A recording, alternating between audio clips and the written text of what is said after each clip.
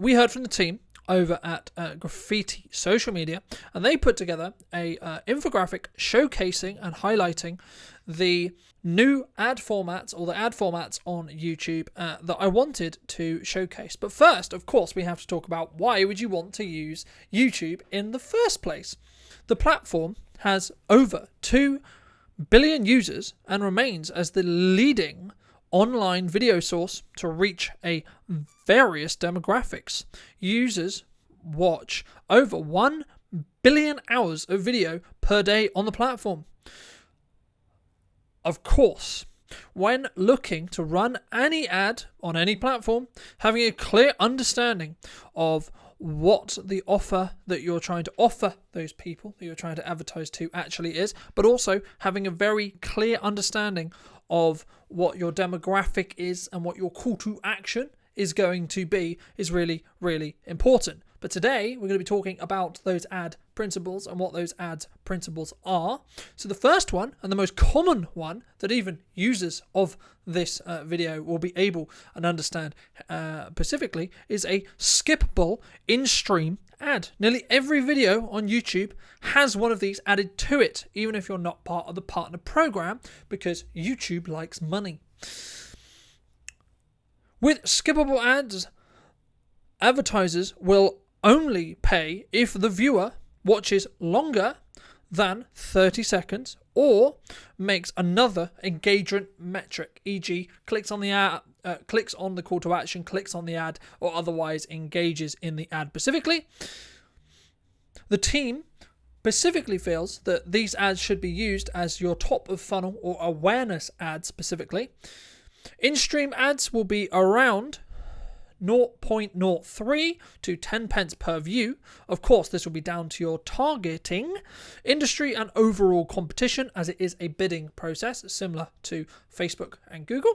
Bumper ads are also very commonly used as brand reminders or as a quick message to say, hey, we have this offer, or don't forget X or Y. So these are very, very short ads that sit in the skippable ad place as well, but they normally last a couple of seconds in that respect. And normally the CPM for ads fall between £1 and £5, and however you can it has high reach potential, and of course can build on your overall brand awareness. Video discovery ads are also talked about in this infographic, and also I think underused, to be honest, on YouTube. Unlike most other types of ads we talked about before, video discovery ads are added to the YouTube search term. For this type of advertisement to work, you're paid by cost per click, and their ads are normally used to help build up a YouTube video rather than sending people off-site to a landing page or a website. Normally, someone using this type of ad would pay between 10 pence and 30 pence depending on the level of competition in the industry that they are targeting. Within the infographic, it also shows some key inputs to ensure that your YouTube ads are likely to be successful, using your target demographic, allowing you to refine your demographics, interests, behavior, and location, on top of age groups and, of course, other demographic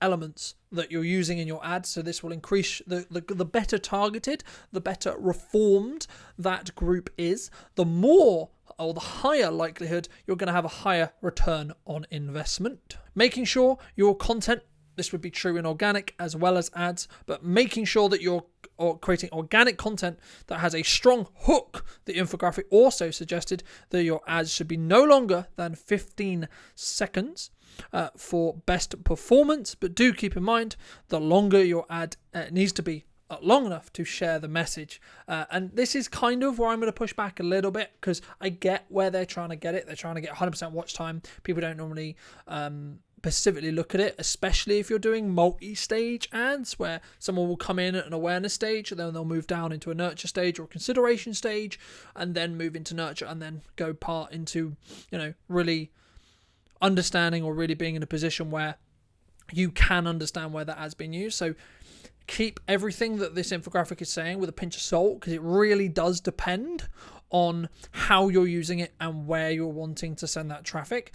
But for me, if you can get your message across in, let's say, 15 to 30 seconds, great, cool. If you're going to go slightly longer, but it depends, because if you're using the ad to send it to a larger video, then you should create a trailer that's about 90 seconds at most, right? But then you should have that longer form piece on the back end of it to allow you to really leverage what you're actually getting from the ad. So you pay for the top end traffic of the ones you want, and then they go to a landing page or another video to really start building that nurture quickly, which is always what we're looking for when it comes to marketing. But that's just my 2 cents. Don't forget to remarket or retarget, if you're talking in meta terms, with the same retargeting as on Facebook. For those who don't know, it allows you to show an ad with specific characteristics. So, for example, a viewer has watched 50% of this ad specifically, only show this new ad to them. So this could be a image, this could be another video, etc. That creative will of course change, but every time we show a piece of content, every time we show an ad, we're looking to warm that audience, so they're then more likely to build know, like and trust with us. So then we can potentially convert them, potentially allow them to be helped and served by us as well. Make sure, of course, to monitor your ads throughout the running time and be able to optimize the data as you get it. Of course, this goes without saying. Make sure that you're keeping an eye on that ad and don't just set and forget it, and tweak as you see more data come in, unless you are specifically looking for a section of time with a section of demographical changes to have that data to then use it in a further ad campaign. But that is what we found out from this infographic. If you did enjoy and found it valuable, I would love to hear what you think in the comment section down below. And as always, the infographic and all the sources will be linked down below. So why not go there if that's what you're looking for?